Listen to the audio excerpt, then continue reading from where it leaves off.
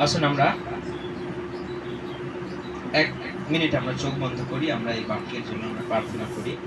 প্রভু যিশু, আমরা প্রার্থনা করি যেন এই বাক্যকে আমরা বুঝতে পারি প্রভু যিশু, কারণ এই বাক্যই প্রভু আমাদের তোমার রাজ্যে প্রবেশ করতে আমাদের সাহায্য করবে প্রভু। তাই এই বাক্য যেন কখনো আমরা ভুলে না যাই, এই বাক্য যেন কখনো প্রভু আমরা যেন প্রভু অবহেলা এবং গুরুত্বহীনার সঙ্গে আমরা যেন না দেখি প্রভু যিশু। তুমি দয়া করো প্রভু, যেন এই বাক্যকে সারা জীবন আমরা স্মরণ করে রাখতে পারি, যেন ভুলে না যায়, শয়তান যেন হরণ না করে প্রভু যিশু। তুমি দয়া করো, করুণা করো, তোমার ইচ্ছা তোমার পরিকল্পনা আমাদের জীবনে। পবিত্র আত্মা, এই সুন্দর সময় তুমি কথা বলো সকলের সঙ্গে, তুমি সকলের সঙ্গে তুমি কথা বলো, তোমার ইচ্ছা তোমার পরিকল্পনা। এই প্রার্থনা প্রভু যীশু খ্রিস্ট আমি তোমার নামে চাই, আমেন আমেন। আমার সঙ্গে সবাই বাইবেল বার করবেন,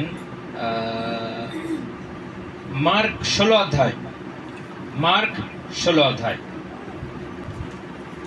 সবাই মন দিয়ে শুনবেন, এটাই শুনবেন, এটাই বুঝবেন যেটা আমি বলবো, আর যেটা বলবো সেটা আমার নিজের কথা নয়, প্রভুর কথা।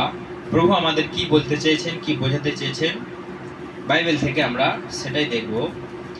তো আমাদের বর্তমান যেই পরিস্থিতিতে আমরা বাস করছি, যেটাই আমাদের চরিত্র, সেটা যেন সারা জীবন পরিষ্কার হয়, যেন সামনে এক আর ভেতরে এক, এটা যেন না হয়। একটা কথা আছে না যে সাপের মুখেও চুমু দেয় আর ব্যাঙের মুখেও চুমু দেয়।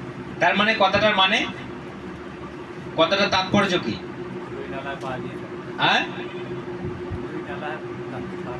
দু নৌকায় পা দিয়ে চলা। কথাটার তাৎপর্য ক্লিয়ার কে বলতে পারবে? সাপের মুখেও চুমু দেয় আর দুজনের কাজই ভালো হয়ে থাকে, সবই করে। উপরে ভালো ভালো কথা বলবে আর ভেতরে হ্যাঁ, ভালো মানুষেরও মানে মুখোশ, আবার খারাপ মানুষেরও মুখোশ। মানে এখানে এসেও ভালো কথা বলবে, ওখানে গিয়েও ভালো কথা বলবে। অর্থাৎ সাপের মুখেও চুমু দেবে। সাপকে? শয়তান নয়, সাপ হচ্ছে একটা বিষাক্ত জীব, তাই তো, প্রাণী। আর ব্যাঙ হচ্ছে একটা নিরীহ একটা মানে প্রাণী, তার কাছে কোনো বিষাক্ত কিছু নাই, তাই তো। সেই জন্য একদিকে সাপ, একদিকে সাপের মতো চতুর, সাপের মতো বিষাক্ত, তার সঙ্গেও আমরা বেশ গলায় মালাই। আবার ব্যাঙের মতো যে যার জীবনে বিষাক্ত নাই, আমরা তার সঙ্গেও গলায় মালাই। সেই জন্য প্রভুতে আমাদের চরিত্র হতে হবে, শুধু প্রভুর সঙ্গেই আমাদের চুমু দিতে হবে, সেটা হৃদয় থেকে। শুধু মুখে চুমু দিলে হবে না, শুধু মুখে ঠোঁটে চুমু দিলে হবে না, হৃদয় থেকে আমাদের চুমু দিতে হবে। কেমন? আমরা সবাই জানি যে ইস্করিয়তীয় জিহুদা প্রভুকে ধরানোর সময় কি করেছিল?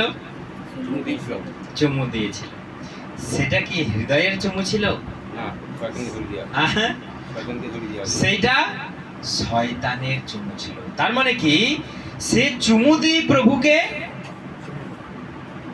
চিহ্নিত করে ধরিয়ে দিল। মানে কি, আমি তার সঙ্গে কোনো মানে খারাপ স্বভাব বা তার সঙ্গে কোনো শত্রুতা, তার সঙ্গে কোনো রাগারাগি, মন্দ কথা বলা বলি আমি কিছুই করব না। আমি কি দেব? চুমু দেব। গে যদি বলতো এই হচ্ছে সে ডাসের বাচ্চা, একে তোমরা ধরো, এর জন্য আমাদের এত কিছু হচ্ছে, বলেছিল আমি একটা ভালোবাসার চুম্বন দেব, তখন তোমরা বুঝে নেবে এই সেই যিশু যাকে তোমরা ধরবে। তাহলে সেই চুমুটা কি ভালোবাসার চুমু ছিল? না, সেইটা তাকে ধরিয়ে দেওয়ার চুমু ছিল, শত্রু হাতে ধরিয়ে দেওয়ার, তাকে মার খাওয়ানোর, তাকে হত্যা করবার চুমু ছিল। তাহলে এইরকম আমরা কেউ এখানে চুমু দিতে আসছি? উপরে ভালো ভালো চুমু আর ভেতরে বিশ্বাস আমাদের জিরো, বিশ্বাস আমাদের জিরো। সেই জন্য আমাদের আজকের বাক্য যে চরিত্রটাকে আমাদের কি করতে হবে? বদলে ফেলতে হবে। চরিত্র আমাদের বদলে ফেলতে হবে, তা না হলে আমাদের জীবনে মুক্তি নেই, আমাদের জীবনে পরিত্রাণ নেই। যদি আমরা একই রকম যদি ইস্করিয়তীয় জিহুদার মতো জীবনযাপন সারা জীবন করতে থাকি, আপনার জীবনে পরিত্রাণ নাই। আপনি জানেন পরিণতি কি হয়েছিল? ইস্করিয়তীয় জিহুদার পরিণতি কি হয়েছিল? কে বলতে পারবেন? বলুন, শেষ পর্যন্ত ইস্করিয়তীয় জিহুদার কি হয়েছিল? কে জানে? হ্যাঁ, গলায় দড়ি দিয়েছে। তার নাড়ি ভুঁড়ি বেরিয়েছে, মারা গিয়েছে। শেষ পরিণতি দেখুন কার? যে যিশুর সঙ্গে ছিল, যিশুর সঙ্গে ঘুমালো, যিশুর সঙ্গে খেলো, যিশুর অপূর্ব অমৃতবাণী শুনলো, যিশুর আশ্চর্য কাজ দেখলো, মরা মানুষকে জীবিত করে দিল, সমুদ্রের উপর দিয়ে চলাফেরা করলো, সমুদ্রকে ধমক দিল। যে নিজে চোখে দেখলো, তার গায়ে গা দিয়ে বসে থাকতো, তার সঙ্গে খাওয়া দাওয়া করতো, তার কাছেই ছিল টাকা পয়সার থলি। কার কাছে? জিহুদার কাছে। তাহলে তার কি এমন হলো যে শেষ পর্যন্ত সেই যিশুর শিষ্য গলায় দড়ি দিয়ে মরতে হলো? কি এমন হলো যে তার পরিণতি ভয়ঙ্কর হলো? কি হলো এমন? কি হয়েছিল তার এমন? তার পরিণতি এরকম ভয়ঙ্কর হলো? কি হয়েছিল? শুধু লোভ ধরেছিল তাকে। কি ধরেছিল? লোভ। কিসের লোভ? টাকার লোভ। 30টির উপর মুদ্রা মাত্র, মাত্র অনলি 30টি রূপোর মুদ্রা। আপনি 30,000 টাকা যদি আপনাকে দিয়ে বলা হয় যে আপনি যিশুর নাম আর কখনোই করবেন না, যিশুর কাছে আর কখনোই আসবেন না, যিশুর নামে আপনি গালমন্দ করবেন, কেউ পারবেন বলতে? হ্যাঁ, 30 লক্ষ কোটি টাকা দিলেও হয়। ওটা মুখে মুখে বলছেন না তো? হ্যাঁ, যদি সত্যি টাকাটা পেয়ে যায় সে কি আর আসবে এখানে? হ্যাঁ, এখন আমাদের চেঞ্জেস হওয়ার টাইম এসেছে। যদি ইস্করিয়তীয় জিহুদার মতো আমাদের একাংশ থেকে থাকে যে আমি যদি 30,000 টাকা, 40,000 টাকা, 1 লাখ টাকা পেয়ে যাই, আমি আর যিশুর দলে নেই। আছেন কেউ ফোনে এরকম? আছেন? হ্যালো, শুনতে পাচ্ছেন? আপনি যদি 1 ডালা সোনা পেয়ে যান, কেউ যদি বলে যে আপনাকে 1 ডালা সোনা দেবো, যিশুকে ভুলে যেতে হবে, রাজি আছেন? রাজি নাই, একদমই না। ঠিক আছে, খুব ভালো।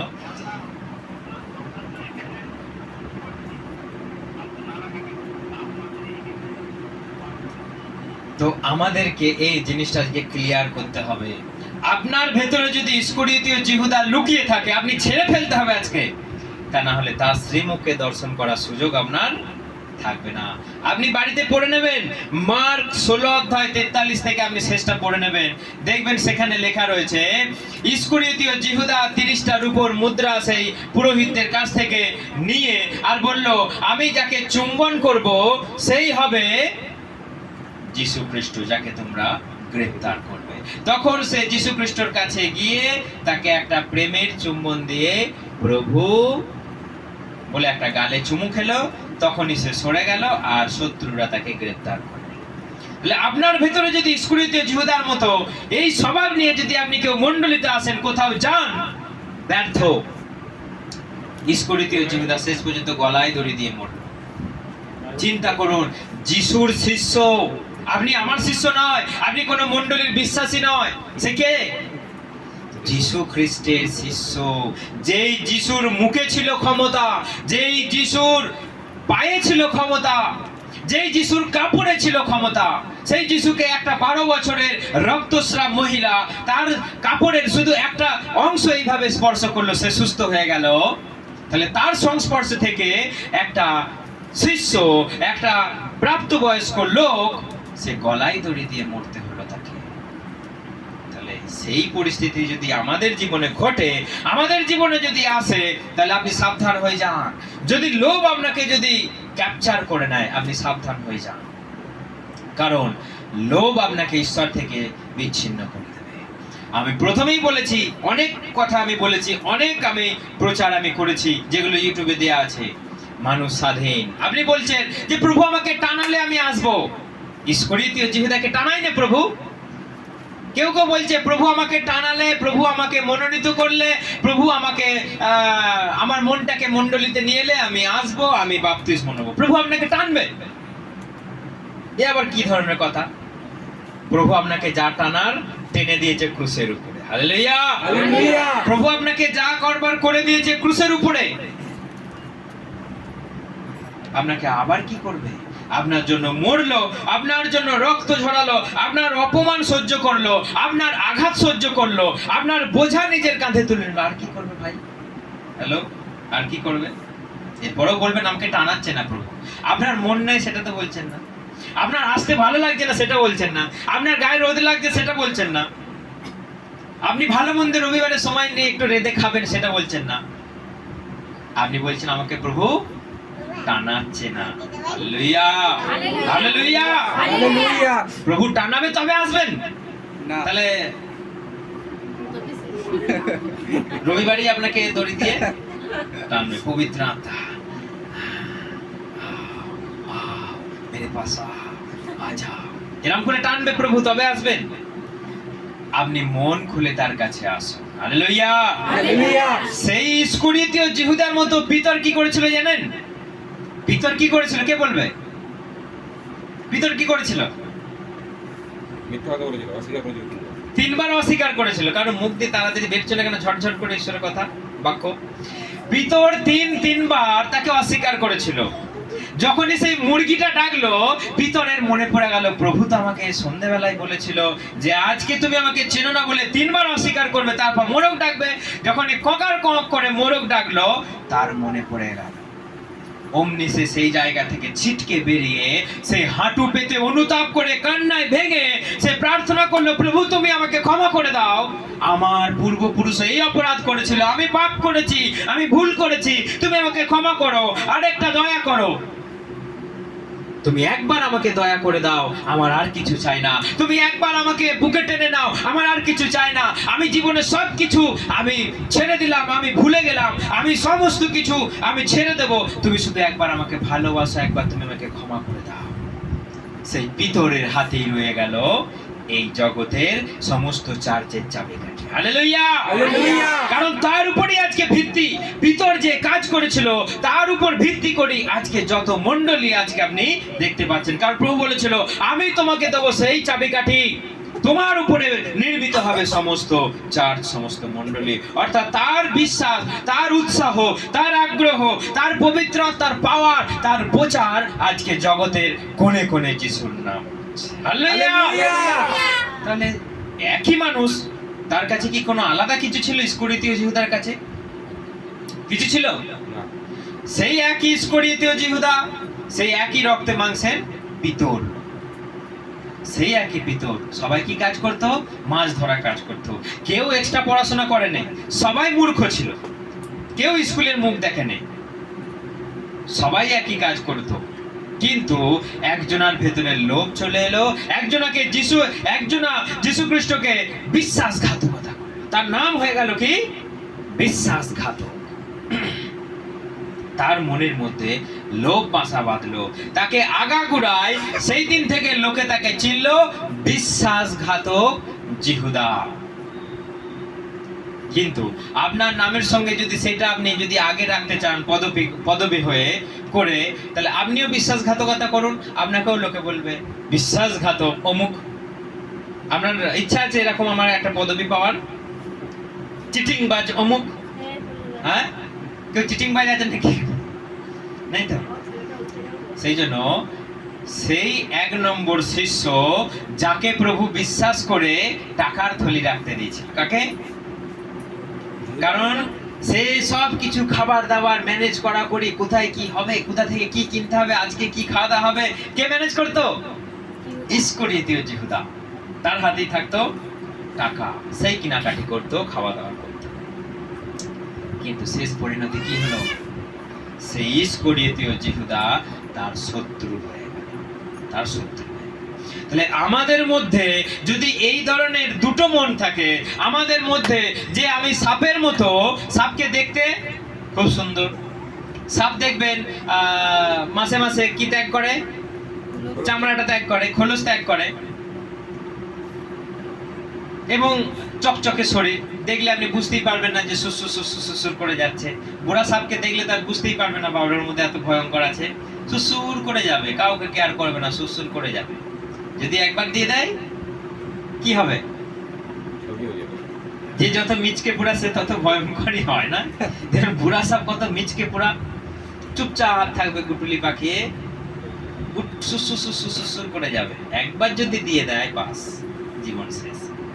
তাহলে যদি আমাদের চরিত্র যদি সেই সাপের মতো হয়, আজকে আপনি চেঞ্জ করে দিন, একদম আমূল পরিবর্তন হতে হবে। সাপ প্রত্যেক মাসে মাসে চামড়া ত্যাগ করে, কিন্তু কখনো বিষটা ত্যাগ করে? আমি মাঠে ফেলে দিয়ে আসি বাবা বিষটা, মানুষকে আমি ক্ষতি করব না, এরম বলে কোনোদিনও? এরম কোনোদিনও বলে না। কারণ তার কাছে আছে সেই বিষাক্ত থলি। একবার মানুষকে যদি ছোবল দেয় তার জীবনে ইতি। সেই জন্য আমাদের সাপের মতো হলে হবে না। প্রভু বলছে তোমরা পায়রার মতো হও, কবুতরের মতো হও। কবুতর মানে পায়রা। প্রভু যীশু খ্রিস্ট যখন বাপ্তিস্ম নিয়েছিল, কে এসেছিল? বাইরে। পায়রা এসেছিল।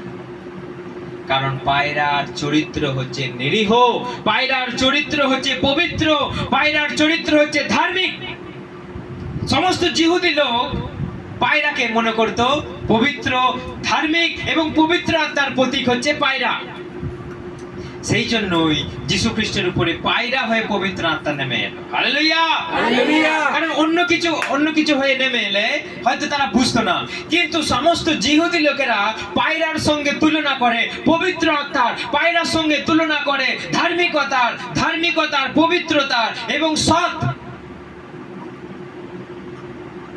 একমাত্র পুরুষ সেই যীশু খ্রিস্ট, যার উপরে পবিত্র আত্মা নেমে এলো। সমস্ত জিহুদি চোখ খুলে দিল যে পবিত্র আত্মা হয়ে নেমে এলো মানে ধার্মিকতা, সৎ, নিরীহ, এবং তার উপরে এইভাবে নেমে এলো মানে এই একমাত্র যীশু খ্রিস্ট। সেই জন্য পবিত্র আত্মা হচ্ছে পায়রা হচ্ছে পবিত্র আত্মার প্রতীক, নিরীহ হওয়ার প্রতীক। সেই জন্য আমাদের চরিত্র পায়রার মতো হতে হবে, সাপের মতো নয়। যদি আমরা জীবন পরিবর্তন না করি তাহলে আপনার জীবন কখনো পরিত্রাণ পাবে না। আপনি হয়ে যাবেন ইস্করিয়তীয় জিহুদার মতো। শেষ পরিণতি গলায় দড়ি দিয়ে মরতে হলো। সে গলায় দড়ি দিয়ে পড়ে মাটিতে পড়ে তার নাড়ি ভুঁড়ি বেরিয়ে গেল। সেই জায়গাটার নাম আজও আছে রক্তক্ষেত্র। যেখানে ইস্করিয়তীয় জিহুদা মারা গিয়েছিল সেই জায়গাটার নাম রক্তক্ষেত্র। আপনি বাইবেল পড়বেন, রক্তক্ষেত্র। সেই জন্য আমাদের জীবন চরিত্র যদি ঠিক না হয়, পরিবর্তন যদি না হয়, প্রভু যীশু খ্রিস্ট এসে খালি বলেছেন মন ফেরাও। কি বলেছে? মন ফেরাও। গান আছে না? তাই মন ফেরাও, মন ফেরাও। আর কিছু ফেরাতে হবে? আর কিছু ফেরানোর দরকার না। তুমি মন ফেরাও, তোমার জীবন পরিবর্তন হবে। তুমি সেখানে তাহলে আমরা যেই পরিস্থিতিতে বাস করছি সেই পরিস্থিতিটা যদি আমরা চেঞ্জ না করি, আপনার জীবনে আপনি মুক্তি দেখতে পাবেন না। দেখুন আমার সঙ্গে বাইবেল বার করুন সবাই, মথি 21 অধ্যায় 28 বার করুন। মথি 21 অধ্যায় 28। যার কাছে বাইবেল আছে আপনি খুলবেন এবং মেলাবেন আমার সঙ্গে কি লেখা রয়েছে। আমি যেগুলো বলছি সেগুলো সবাই পড়বেন। 21 অধ্যায় 28। দেখুন আমি পড়ছি, আপনারা সবাই মিলাবেন, না হলে একটু চলতি ভাষায় পড়ো, 28 থেকে পড়ো। তারপর যিশু বললেন, আচ্ছা এ বিষয়ে তোমরা কি বলবে? একজন লোকের 2টি ছেলে ছিল। সে তার বড় ছেলের কাছে গিয়ে বলল, বাছা, আজ তুমি আমার দ্রাক্ষা খেতে গিয়ে কাজ করো। কিন্তু তার ছেলে বলল, আমি যেতে চাই না। কিন্তু পরে সে তার মত বদলিয়ে কাজে গেল। এরপর লোকটি তার অপর ছেলের কাছে গিয়ে তাকেও এই একই কথা বলল। এর উত্তরে অন্য ছেলেটি বলল, হ্যাঁ মহাশয় মহাশয় যাচ্ছি। কিন্তু সে গেল না। এই দুজনের মধ্যে কে তার বাবার ইচ্ছা পালন করলো? তারা বললেন বড় ছেলে। যিশু তাদের ঠিক আছে। তো এই ঘটনাটার মধ্যে আমরা কি দেখলাম? একটা বাবার দুটো ছেলে। প্রথম ছেলেকে বলল, চলো আমার সঙ্গে মাঠে চলো। সে বলল, আমি যেতে পারবো না, আমার পড়া আছে, আমার কাজ আছে, আমি এই জায়গায় যাবো, সেই জায়গায় যাবো। দ্বিতীয় ছেলের কাছে গিয়ে বললো, ও তো যাবে না বলছে, তাহলে তুমি চলো। সে বললো ঠিক আছে বাবা, আমি এখনই যাচ্ছি, তুমি এগিয়ে চলো, আমি যাচ্ছি, পেছে পেছে আমি কোদালটা নিয়ে আমি যাচ্ছি। শেষ পর্যন্ত কি ঘটলো? বাবার কাছে কে কে পৌঁছালো? বড় ছেলে। প্রথম ছেলে, যে বললো আমি যাব না, আমার এই কাজ আছে সেই কাজ আছে, আমার ব্যস্ততা আছে, আমি তোমার সঙ্গে যেতে পারবো না। কিন্তু শেষ পর্যন্ত বাবার কাছে পৌঁছালো কে? প্রথম ছেলে পৌঁছালো। কিন্তু দ্বিতীয় ছেলে কি বলেছিল? বাবা আমি যাচ্ছি। ইস্করিতে জিহুদার মতো, ভালো কথা, সাপের মতো, খুব ভালো দেখতে, খুব ভালো চরিত্র, কিন্তু ভেতরে বিষ। একজনা যাব বলে গেল না, আর একজনা যাব না বলে গেল, পরে সে মন পরিবর্তন করলো, পরে সে চিন্তা করলো যে বাবা আমাকে যেতে বললো, আমি বাবার মুখের উপরে না বলে দিলাম, আমি যদি না যাই, সে তো যাব বলে পালিয়ে গেল, তাহলে আমি যদি না যাই বাবাকে একা পরিশ্রম করতে হবে, বাবাকে আমাকে হেল্প করা দরকার। সেই জন্য সে মন চেঞ্জ করে বাবার কাছে গিয়ে হাজির হয়ে গেল। Hallelujah, hallelujah, hallelujah, hallelujah. বাবা কার উপরে খুশি হলো? তার ছেলের উপরে, যে তার সঙ্গ দিল। সেই জন্য আমরা যদি মন যদি না পাল্টায়, আমরা যদি একই রকম কুজুরুটে মন, একই রকম হিংসুটে মন যদি 12 মাস ধরে রাখি, একই রকম লোভের মুখ যদি আমরা ধরে রাখি, একই রকম আমাদের সেই ব্যভিচারের স্বভাব যদি আমরা ধরে রাখি আজীবন আজীবন এইভাবেই, আপনি কিন্তু শেষ পর্যন্ত সেখানে যেতে পারবেন না। এটা আমার কথা নয়, কার কথা? বাইবেলের কথা, প্রভুর কথা। প্রভু কেন এটা বললো? আজকে সবাই বলে হ্যাঁ ঠিক আছে, চলো চলো, যাচ্ছি যাচ্ছি যাচ্ছি, হ্যাঁ আমি আছি তোমাদের সঙ্গে, আমি তোমাদের সাপোর্ট করব, পিছনে গিয়ে ওদেরকে উস্কানি দিচ্ছে। এখানে এসে বলছে ঠিক আছে তোমরা এই করো তাই করো, খুব ভালো কাজ, তো যিশুর কাজ খুব ভালো কাজ, এটা খুব ধার্মিকতার কাজ, বাবা যিশুর কাজ, বাবা খুব ভালো কাজ। ওখানে কি উস্কানি দিচ্ছে, ওরা এই করছে, ওরা তাই করছে, ওদেরকে এইভাবে করতে দিলে ওরা এই করবে তাই করবে, ওরা ধর্ম পরিবর্তন করছে, ওরা মানুষকে খেপিয়ে তুলছে। এই কথা কোথায় বলছে? সেখানে পাড়ার মাঝখানে। সেই জন্য দুটো মন যদি আমাদের মধ্যে থেকে থাকে, ইস্করিতীয় জিহুদা যদি আমরা হয়ে থাকি, তাহলে আমাদের কাজকে চেঞ্জ হতে হবে। তা না হলে আপনার জীবনে পরিবর্তন নাই। আপনি আমাকে এক কথা, মণ্ডলীর বিশ্বাসীকে এক কথা, দুটো কথা বলবেন না, যেটা কথা বলবেন এক কথা বলুন, এটা আমাদের স্বভাব হওয়া উচিত। Hallelujah, hallelujah. আপনি যেটা বলবেন সেটা করবেন, ওপেন হওয়া আমাদের দরকার। তা না হলে যদি দুই পুত্রের মধ্যে এক পুত্রের মতো হয়, হ্যাঁ আমি যাচ্ছি যাচ্ছি, তুমি চলো, তুমি জাস্ট এগিয়ে চলো, আমি দেখো পৃথিবীতেই যাচ্ছি, জল ফল নিয়ে খাবার দাবার নিয়ে আমি যাচ্ছি। যেই বাবা একটু আড়াল হয়ে গেল, সে এমনি হাওয়া হয়ে গেল গাড়ি নিয়ে, আর তার আর পাত্তা নেই। সেই জন্য আসবো না তো আসবো না, যাবো না তো যাবো না, আসবো তো আসবো, আমাদের এরকম কথা হওয়া উচিত। বাইবেল বলছে তোমার হ্যাঁ ছাড়া না ছাড়া যদি অতিরিক্ত কথা আসে, সেটা কোথা থেকে? শয়তানের কাছ থেকে। সেই জন্য যদি তোমার উত্তর হ্যাঁ হয় হ্যাঁ দাও, আর যদি না হয় না দাও। যদি তুমি ঘুরিয়ে পিছিয়ে জিলিপির মতো রসে টপটপে কথা বলো, সেটা শয়তান। কারণ শয়তানের কথা সবসময় জিলিপির বেশ সেই টপটপে রসের মতনই কথা, সুন্দর কথা। হওয়াকে কেমন ঠকিয়েছিল? সেই রসালো কথা বলে, কড়া কথা নয়, তিতো কথা নয়, ঝাল কথা নয়, সেই রসালো কথা বলে। তাহলে আপনার রসালো কথা ঠিক আছে, খুব ভালো, সেই কথাটা যেন সত্যি কথা হয়। রসালো কথায় মিশিয়ে আপনি সেই নুন লঙ্কা লেবু টক দিয়ে মিশিয়ে মুখরোচক করে যদি মিথ্যা হয়, তাহলে সেটা কিন্তু কোনো লাভ নেই। সেটা কথাটা হোক সত্য কথা। আপনি সত্য পথে চলুন, আপনার জীবন মঙ্গল হবে, আপনার জীবন ভিতরের মতো হোক, আপনি অনুতপ্ত জীবন হোক। হ্যাঁ আমরা ভুল করতেই পারি, হ্যাঁ আমরা কখনো কখনো আমরা না জানে বা অনেক সময় ফাঁদে পড়ে ফেসে গিয়ে আমরা ভুলে জড়িয়ে যাই, কিন্তু যদি ভিতরের মতো আপনি অনুতাপ করতে পারেন, ভিতরের মতো যদি আপনি ক্ষমা চাইতে পারেন, আপনার জীবন ইস্করিতীয় জিহুদা টু ভিতর, আপনার জীবন চেঞ্জ হয়ে যাবে। Hallelujah, hallelujah. সেজন্য আমরা যেই পরিস্থিতি থাকি না কেন, সেটা কঠিন পরিস্থিতি, কিন্তু আমাদের সেটা মানিয়ে নিতে হবে, ম্যানেজ করে নিতে হবে, গুছিয়ে নিতে হবে। আমি আর একটা উদাহরণ দিয়ে আমি শেষ করব। আমরা সবাই জানি সেই বাইবেলে একটা, আমরা জানি, সেই সমরীয় নারী, তার চরিত্র কি ছিল? সমরীয় নারী চরিত্র কি ছিল কে বলতে পারবে? যার 5টা স্বামী ছিল। কটা? 5টা স্বামী। একটাও লিগালি ছিল?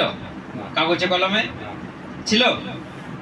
সবাই স্টোরিটা জানেন। আমি শুধু ঘুরে আমি আমি বাইবেল বলে দিচ্ছি, আপনি যোহন 4:6 থেকে পড়বেন, আপনি পেয়ে যাবেন। আপনি বাড়িতে পড়ে নেন। আমি শুধু স্টোরিটা বলে এটা বোঝাতে চাইছি, সেই সমরীয় নারীর প্রভু যীশু খ্রিস্ট বলেছিল, তোমার তো 5টা স্বামী আছে গো, তোমার একটাও নিজের নয়, তোমার 5টা স্বামী সব আদারে বাঁদারে ঘুরে বেড়ায়, তোমার নিজের স্বামী কেউ না। তুমি তো দেখছি ভাববাদী, তুমি তো সব বলতে পারো, তুমি তো আমার যা কিছু ভেতরের গল্প তুমি তো সব বলে দিচ্ছ। সেই 5টা স্বামী, তাহলে সে নিশ্চয়ই খুব ধার্মিক মহিলা, খুব ভালো মহিলা। হ্যাঁ অধার্মিক। হ্যাঁ অধার্মিক। আসামি, অধার্মিক। অধার্মিক, এবং যেগুলোকে বলা হয় বেশ্যা। সোজা কথায় কি বলা হয়? আপনি রাহাব বেশ্যার কথা পড়বেন বাইবেলে, যিহোশীয় 2 থেকে পড়বেন, 2:1 থেকে। রাহাব বেশ্যা যে কি করেছিল, সে বেশ্যা নারী ছিল, কিন্তু কি করেছিল সে? ঈশ্বরের লোকদেরকে আদর করেছিল, যত্ন করেছিল, শত্রুর হাত থেকে লুকিয়ে রেখেছিল। শত্রু ঈশ্বরের লোকদেরকে এনে সে দেখিয়ে, সেই জিরিহ নগরটাকে দেখিয়ে রেখেছিল, যাতে করে ঈশ্বরের লোকেরা এসে সেই জিরিহ নগরটাকে দখল করতে পারে। সেই বেশ্যা হলেও সেই ঈশ্বরের লোকদের হেল্প করেছিল। সমরীয় নারীর 5টা স্বামী থাকলেও সে যিশুর কথায় বিশ্বাস করে সে 5টা স্বামীকে সে ত্যাগ করে প্রভু যীশু খ্রিস্টকে অনুসরণ করেছে। Hallelujah, hallelujah. তাহলে আপনার যেই পরিস্থিতি হোক না কেন, আপনি যেইভাবেই চলেন না কেন, আপনার যেভাবেই আপনার পরিবেশ চারিপাশে হোক না কেন, প্রভুর কথা শুনে যদি আপনি পরিবর্তন না হয়েছেন, আপনার চরিত্র যদি বদল না হয়েছে প্রভুতে, আপনি কিন্তু যেই আছেন সেই আছেন, পরিবর্তন কিন্তু জিরো। Hallelujah, hallelujah. পরিবর্তন চান আপনারা? হ্যাঁ। পরিবর্তন এনেছেন? পরিবর্তন নিজের মধ্যে এনেছেন না আগে যা করছিলেন সেটাই করছেন? হ্যাঁ, সেই জন্য ফোনেতে সবাই শুনতে পাচ্ছেন, পরিবর্তন এনেছেন আপনারা নিজেদের মধ্যে? আমি অনেককে দেখতে পাচ্ছি না, যে কটা দেখতে পাচ্ছি সবাই হাত তুলছে, বলছে পরিবর্তন এনেছি। তো সেই জন্য পরিবর্তন আমাদের জীবনে দরকার। কিন্তু আপনার পরিবর্তন কি জিহুদার মতো হবে, না আপনার পরিবর্তন সেই 2 পুত্রের মতো হবে, না রাহাব বেশ্যার মতো হবে, না সমরীয় নারীর মতো হবে? কিরকম পরিবর্তন চান আপনি? ইস্করিতীয় জিহুদার মতো পরিবর্তন কেউ চান? হ্যাঁ, তার পরিবর্তন কি ছিল? ভালো থেকে খারাপ, ভালো থেকে মন্দ, একটা ধার্মিক লোক থেকে একটা অধার্মিক হয়ে যাওয়া, প্রভুর সঙ্গে চলা থেকে প্রভুর বিরুদ্ধে চলা। কিন্তু আর বাকি যে কটা আমি উদাহরণ দিলাম, রাহাব বেশ্যা বলুন, সমরীয় নারী বলুন, আর 2 পুত্রের মধ্যে 1 পুত্র, তারা জীবনকে পরিবর্তন করেছিল, মনকে পরিবর্তন করেছিল। Hallelujah, hallelujah. পরিত্রাণ পেল, তারা উদ্ধার পেল, তারা স্বর্গে গেল। আমাদের জীবনও যদি এইভাবে পরিবর্তন আমরা আনতে পারি, আমরাও তার কাছে পৌঁছতে পারবো। এটা আমাদের বিশ্বাস, এটা আমরা জানি, এবং এটাই উচিত। যেখানে ধার্মিকতা, পবিত্রতা, যেখানে সৎ, এবং যেখানে ঈশ্বরের প্রতি মানুষের ভালোবাসা, তারা সবাই স্বর্গে যাবে। Hallelujah, hallelujah. জয় যিশু। জয় যিশু। ঈশ্বর সকলকে আশীর্বাদ করুক। এই বাক্যের মধ্য দিয়ে আরো উৎসাহ, এবং সবাই এই বাক্যকে নিয়ে আমরা চলতে